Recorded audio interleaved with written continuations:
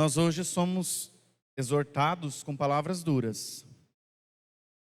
A liturgia propõe para nós uma leitura de Isaías, que é por sinal e por excelência, profeta que proclama conversão, pede-nos mudança de vida. A leitura da carta de São Paulo aos Romanos reitera a ideia de que a nossa conversão tem objeto certo, tem motivo garantido. A vida nova que Cristo nos deu. E a esperança é fundada nesse aspecto.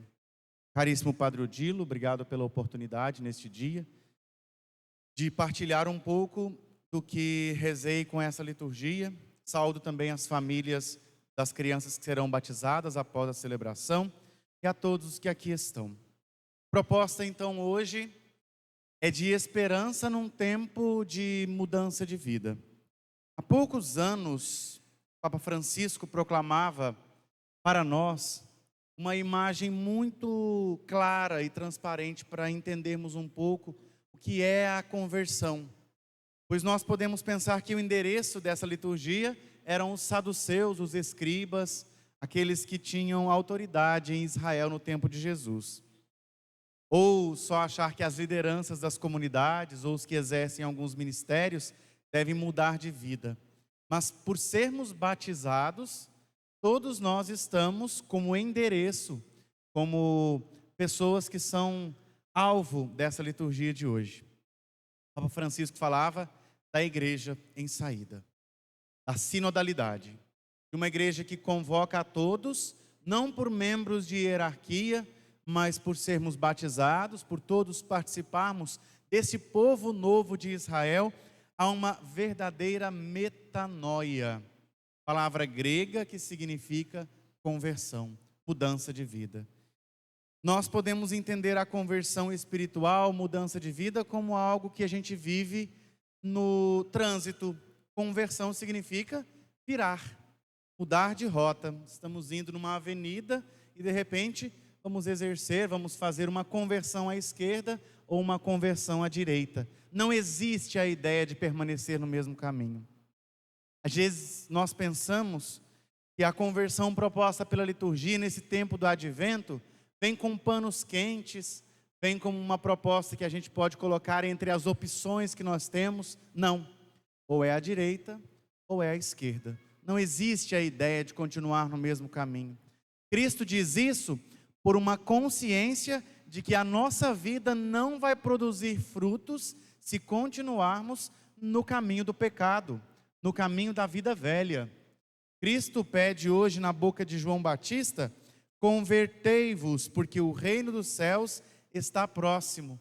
Não porque vai chegar, não porque amanhã, não porque depois de amanhã. Está próximo no sentido de do lado. Está aqui, do lado de nós, pois Cristo se encarnou. Consciência é essa que nós às vezes perdemos de vista. Nossa, vou esperar ano que vem para mudar de vida. Como a nossa proposta de dieta na segunda-feira. Às vezes a gente tem grandes projetos. Ano que vem tudo será mudado. Quero paz no meu coração. Quero uma vizinhança pacífica. Quero uma nova vida. Está próximo.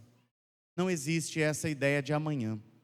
Cito o Santo Expedito, que teve essa tentação de muito tempo deixar para amanhã a sua conversão.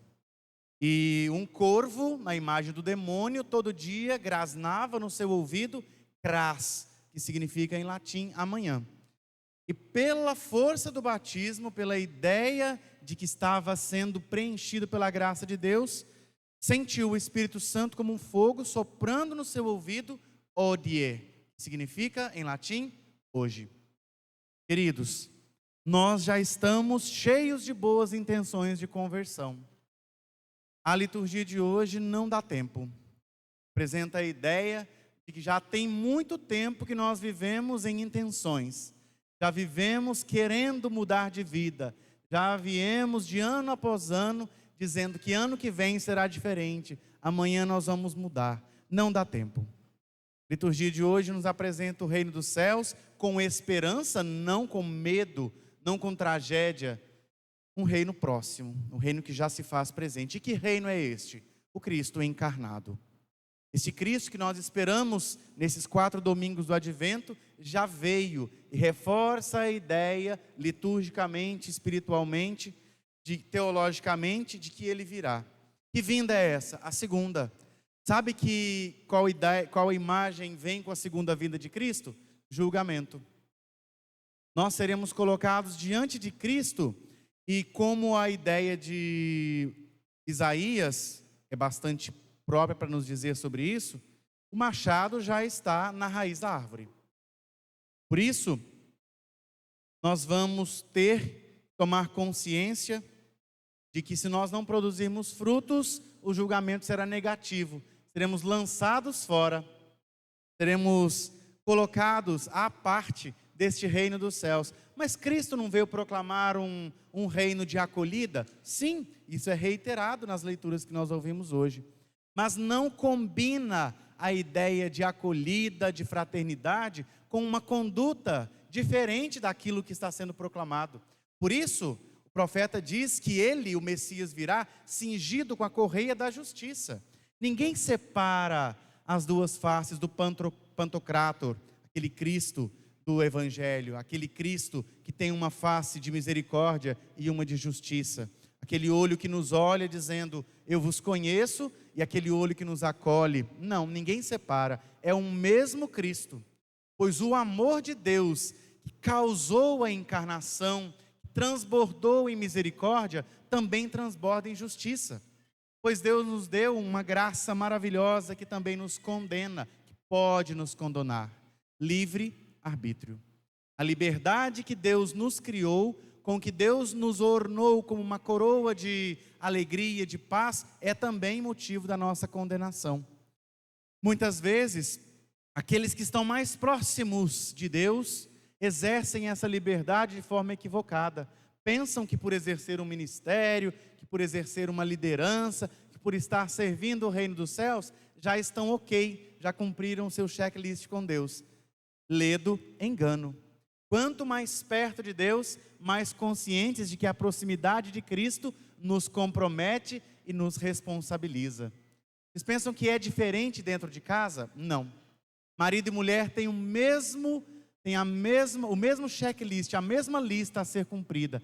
A responsabilidade de cuidado um ao outro está inserida no sacramento que receberam. Quem mais? Os crismandos que receberam o Espírito Santo estão responsabilizados a serem convertidos, a viverem de fato uma vida nova. Os batizados, queridos irmãos e irmãs, não há justificativa para nós nos desviarmos da palavra de Deus. Não há justificativa para nós corrermos da conversão, deixarmos para amanhã. A palavra de hoje é clara. Ele enviará o Espírito Santo para nos socorrer, para nos dar capacidade, para nos dar coragem de colocar em prática essa conversão que faz parte do ser cristão, como músico, como ministro, como liturgo, como diácono, como padre, como coroinha, como acólito, como filho de Deus batizado, como casado, como filho, como pai, como mãe, como esposo, como esposa, como avô, como avó. Nenhuma das nossas circunstâncias nos justifica a deixarmos para amanhã o que Deus nos pede. Somos convocados a uma conversão urgente. E a imagem é João Batista. A imagem de alguém que dedicou toda a sua vida à pregação de um batismo de conversão. Como com humildade se colocou abaixo de Cristo.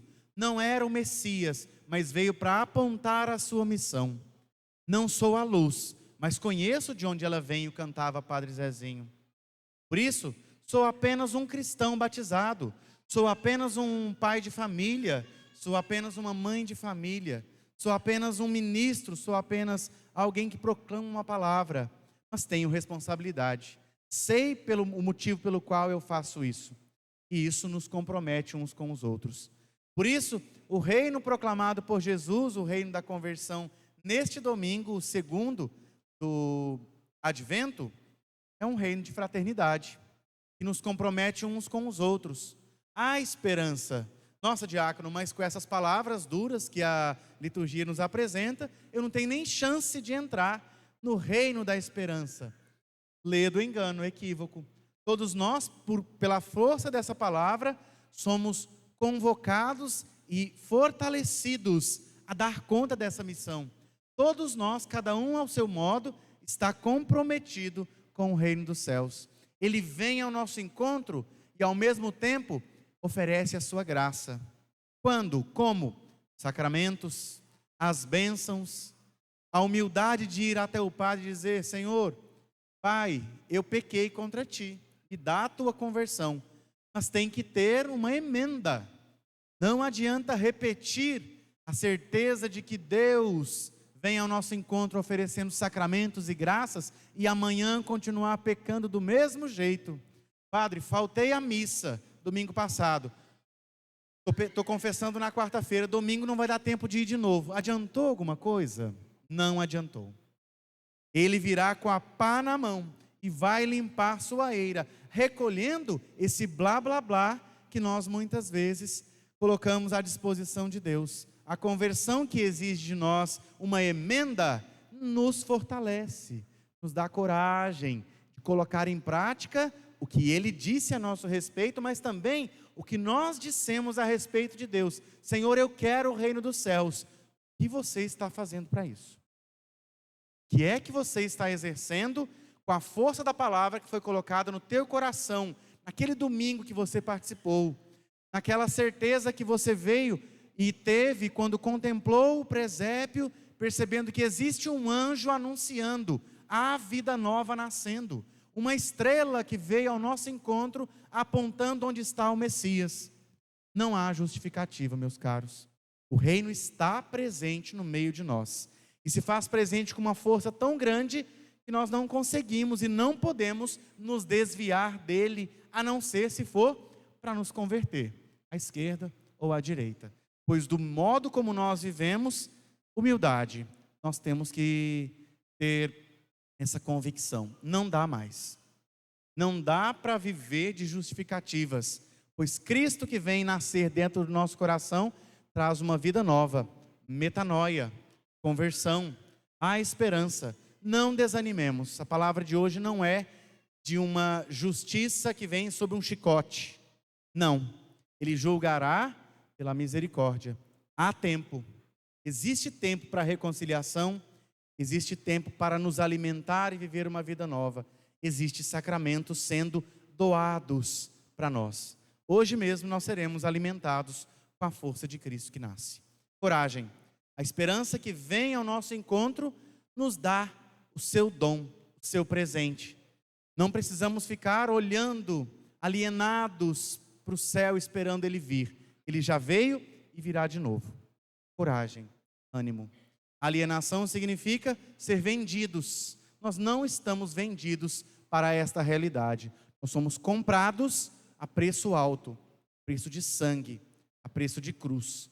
Por isso, tenhamos a coragem de viver com dignidade, à altura do preço que fomos comprados. Cristo que nasceu, continua nos dando vida nova. Louvado seja nosso Senhor Jesus Cristo, para sempre.